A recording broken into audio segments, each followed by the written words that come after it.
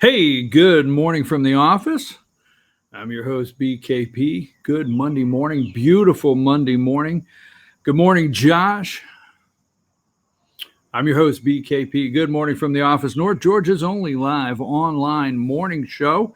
Josh, let's start the show I got a couple hats. I wanted to bring my hats out today. I got a couple hats. I just thought I would bring them out. We'll talk about them. I don't know if you can see them, Josh. Can they see the hats? How well can they see the hats? Can they see what's on the front of the hat here? Just send me a quick message. Josh, let's show everybody how you can contact the show. Let's start this Monday morning. There you go, right there, 706-889-9700. You can text the show at any time, email me, and all the social media ways. You can follow the show. Josh, I refuse. Now, I study the media, so I got up Sunday and yesterday, and I watched all four of the corporate, let me see how I do this, hashtag deep state corporate corrupt media. Okay, I watched all four. Face the Nation, Chuck Todd, Meet the Press, Dana Perino sitting in for Chris Wallace, and ABC, Martha Radis, that hard-hitting reporter on This Week with George Stephanopoulos. I watched all of those, and, I do that, study that. And I did get up at 4 a.m. this morning. I got up at 4 a.m. I watched CNN. I know that bothers you when I say that. I watched CNN. I watched MSNBC. But I refuse to start this morning's show on a negative note. Refuse to.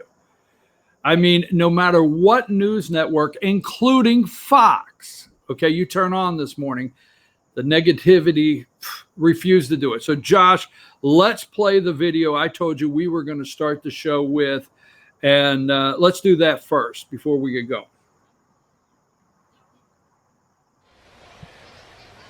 There you go. That one's there. Right down the middle, and a strikeout for Maddie Frecking. And the first pitcher to win a game. That was the history of the girls at the Little League World Series. But that one looked like a foul ball off a foot. Yeah. But Maddie Frecking is off the mound to make the play. Terrific high five. Maddie Frecking, way to go. Okay, Little League World Series, right? Little League World Series. Maddie Frecking is from Des Moines, let's see, Little League World Series. Let's see, where is she from? Minnesota, that's right. Coon Rapids, Minnesota.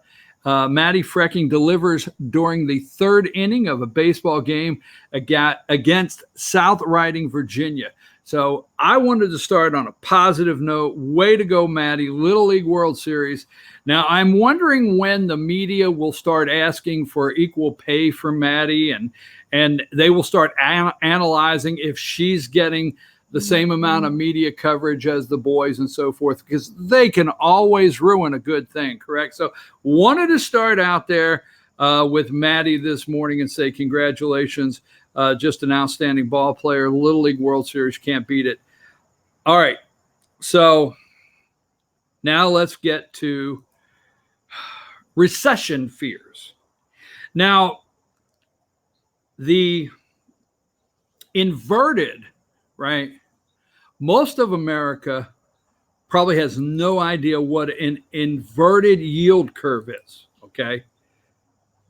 And this past weekend, when I come on and I start talking about the stock market, and I start, and let's see, I don't want to say ugly things about people, but I may. Josh, give me number 24, if you're ready there, number 24.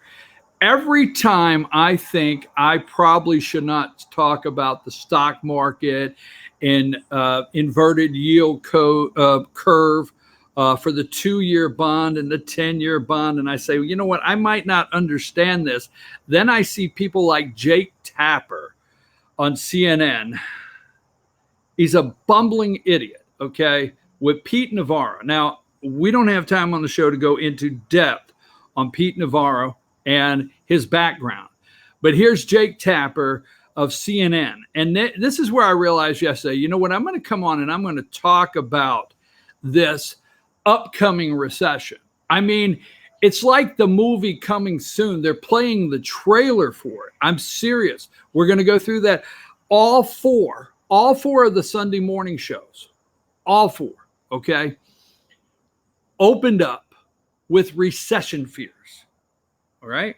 Well, you know, we had a inverted yield curve for about 2 hours on Wednesday. And I say that I'm not exactly sure, but to start trending or tracking whether there's a recession coming, the 2-year and the 10-year bond, this has to be over a period of time, okay?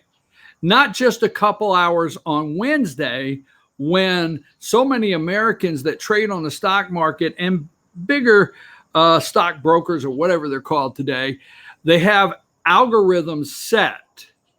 And if things start selling down, they automatically, their algorithm starts selling down. And that's how you have these rapid decreases in the stock market and rapid increases on the same day.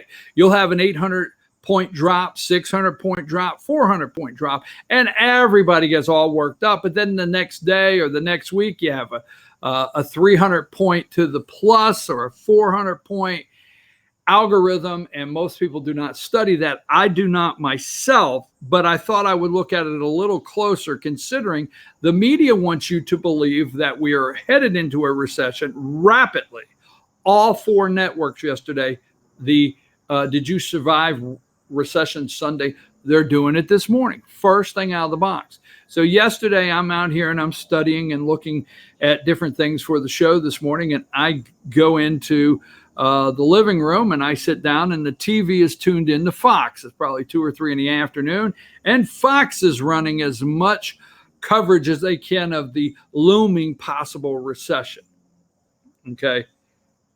We're going to play Pete Navarro and Jake. I realized yesterday when I started, these newsroom bumblers, that's a good one. Newsroom bumblers. They have no more clue than I do on how a recession happens, what takes place. So I thought, you know what, if Jake Tapper could talk about a recession and act like he knows what he's doing, I'm going to do the same thing. Second, gun legislation, background checks.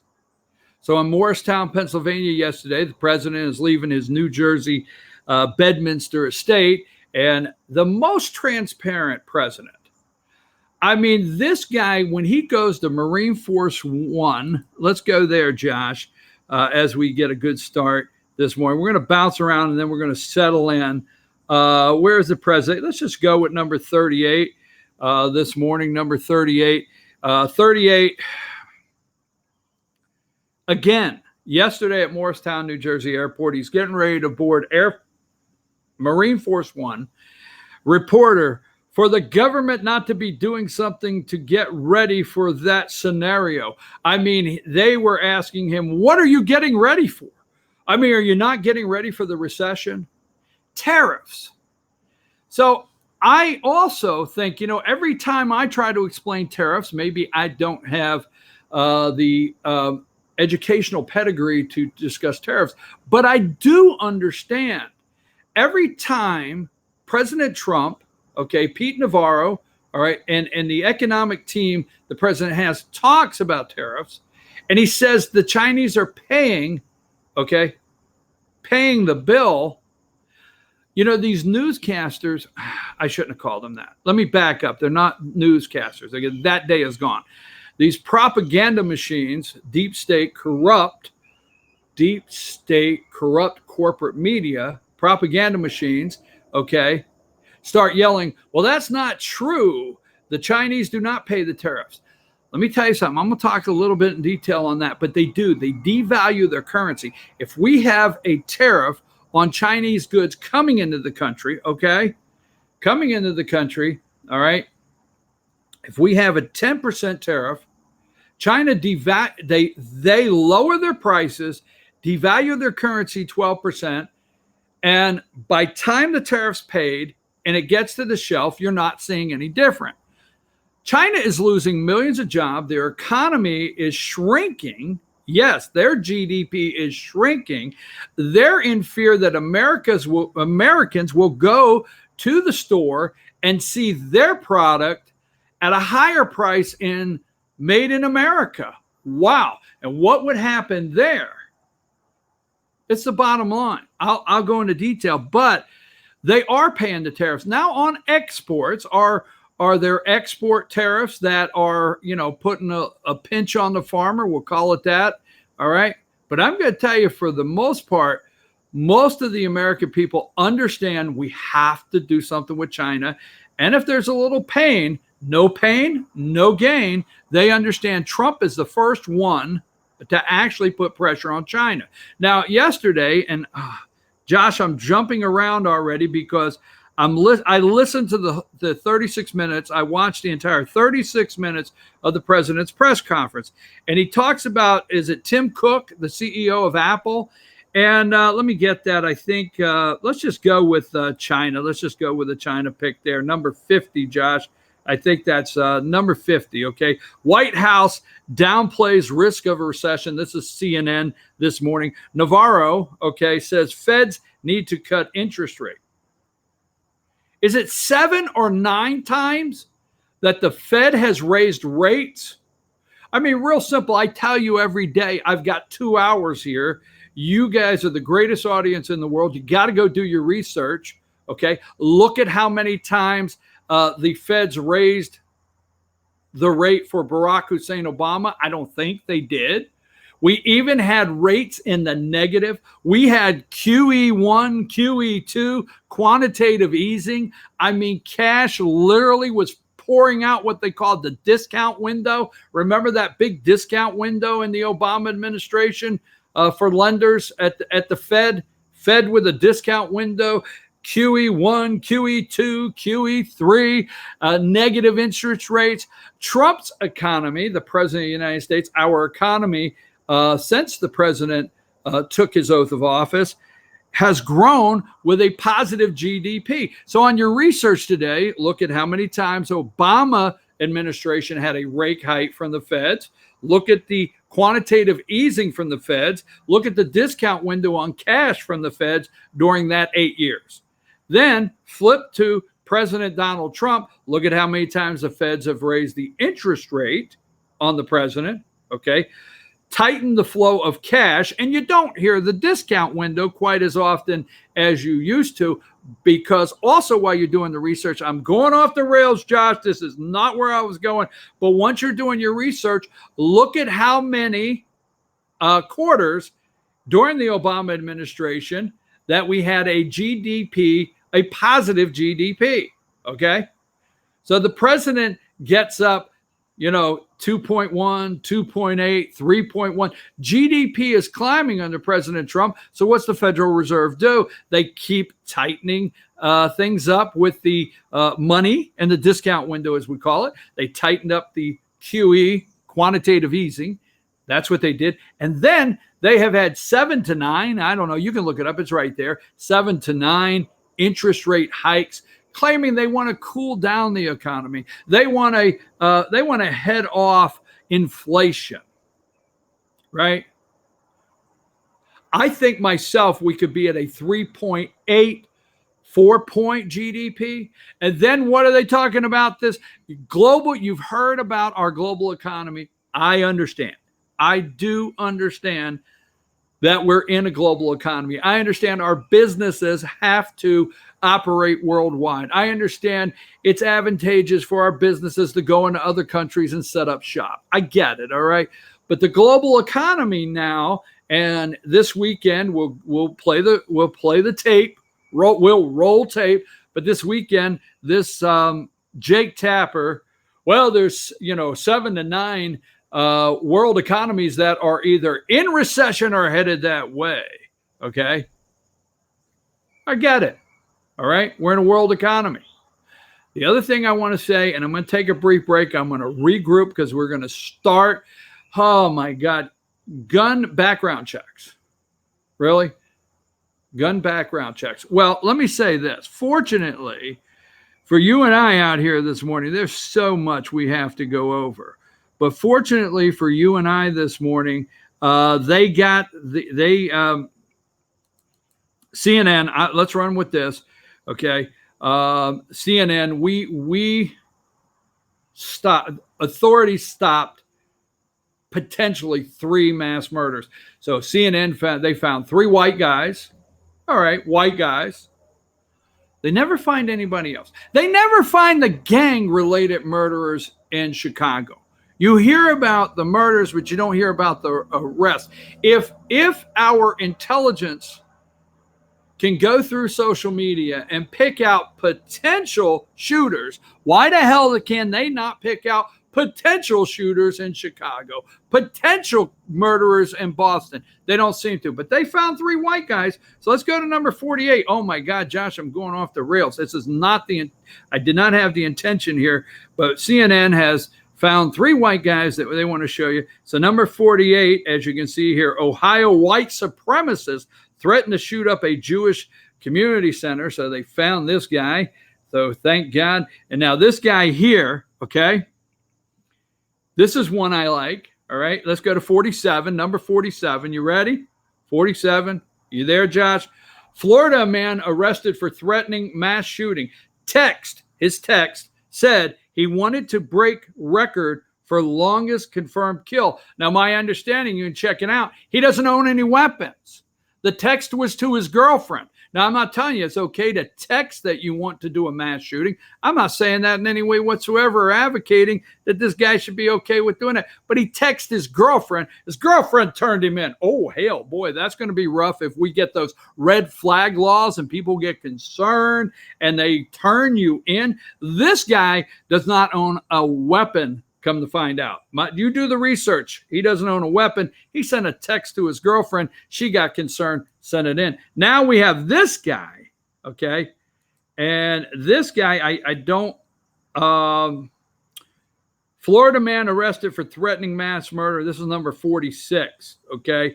Now the byline on this, I didn't get the right picture, Josh, but I got another one. The byline on this guy is, he was ordering gun parts on the internet. Ordering gun parts on the internet. So fortunately, we can identify, and what CNN is doing, oh my God, I can't stand. When Trump says they're enemy of the people, they are, folks. I mean, journalism is not an enemy of the people. This is not journalism. They're enemy. You see these 3 guys? You know what they're trying to sell you? That red flag laws would work. Just saying. So Trump is talking mental health. Let me have one more. There's a couple more things we're going to talk about today. Okay, we'll get back. Number 22. Abrams to fight. 22. Abrams to fight voter suppression in 2020 election. So Stacey Abrams was so successful in not conceding the race against Governor Brian Kemp of Georgia, but she was so successful in fighting voter suppression. Yeah, that's what they feel, that she obstructed, all right, confirming the governor's race in Georgia with Brian Kemp for a couple, was it a month or whatever it was, before they could certify that race, because she was running through court and she had all these bogus lies. So America, wherever you may be watching, she's taking her voter suppression lies on the road and going national. They were lies. Brian Kemp did not, as Secretary of State, suppress the vote in Georgia. All right. And then again, this weekend, President Trump says national voter ID. So we're going to talk about that. Wow, we got a lot, Josh. One more, okay? Why? And we'll take our break. One more. Why? Number 11, Josh. Number 11. Why did Ion Omar, sorry, I get that, Delaware representative, women of color, congresswomen of color, why did they not? I'm going somewhere with this. Oh, Representative Rashida Tlaib of Michigan. Remember, Rashida cried, and Trump blocked her, and Netanyahu blocked her from visiting Israel, and she cried, her 92-year-old grandmother. So Israel says, all right, I'm, right or wrong here. Israel says, okay, here's what we're going to do. Their State Department or whatever it is says, you know what? We're going to give you a humanitarian visa to come in, right? Come in and visit your grandmother. But she bailed on that. Why did she bail on the opportunity to go see grandma? Why didn't she fly in, go out to the West Bank, meet with a couple Palestinians, take a picture with grandma, come back, and then tell the American people, all I wanted to do was visit my grandmother. That is it. And they didn't let me. But she backed out of that trip. Why? Maybe the two of them, okay, maybe the two of them wanted to cause problems in Israel, wanted to spark Palestinian uprise and protest against Israel. So when they left, the Palestinians would be lobbing those little missiles in at Israeli schools, maybe killing some children in school. Yes, exactly. Don't believe the lie that the president kept them out, because let me get this. We'll take just a minute. I'll find it here. It won't be long. I know I brought this article up just a minute ago. This is from the Jerusalem Post. Okay, we don't want to go to CNN, MSNBC. We're going to go to the Jerusalem Post this morning, and I read this article earlier. But are you aware the largest delegation? All right, where I have it, this is the other one I wanted to get to. Where's my Jerusalem Post article? The one I'm looking for. There it is. Here's from the Jerusalem Post. Let's see. I want to check, make sure I have this right. Yes, it happens to be August 12th, 2019. So today is August 19th. Just checking. I like to get it. Don't want to make sure this is not an older article from the Jerusalem Post. Largest ever congressional delegation visits Israel and show of bipartisan support. Oh, no. Media has left that out. Josh, I want to make sure that gets up there, just like I'm saying it this morning. The media left that out. All they've done is talk about the two congressmen of color that President Trump and Benjamin Netanyahu, because he's got an election coming up, stop them from coming in. Concurrent trips by 41 Democrats and 31 Republicans come among increasing calls for Democrat Party's progressive wing to call into question America's relationship with Israel. Largest ever congressional delegation. Now, why did Rashid Tlaib and Ilhan Omar, why did they not go and make it 43 Democrats instead of 41? This is an August article. Why not? Just weeks ago, why didn't they not? I'll tell you why. Because then they would have had to, if you divide the press coverage among 30, 40, 72 representatives, and you make it 73, they would not have gotten the spotlight, the press conference coverage. Maybe Nancy Pelosi would have told them to stay in line. Maybe Speaker Pelosi would have said, no, you're not going down to the West Bank and try to incite riots with Palestinians while we're here. We're not here for that. Because they did not want to go for bipartisan support. They wanted to go so they could get clear media themselves, and they could go over there and see what they could disrupt. Israel has a law against that, and that's all they did was enforce the law. A lot of directions I didn't mean to go in, Josh, but I did. There we are. We're going to come back. We're going to get into some video as soon as I get back, because I think if Jake Tapper could talk about the inverted yield curve, I can too. Josh, take us a break.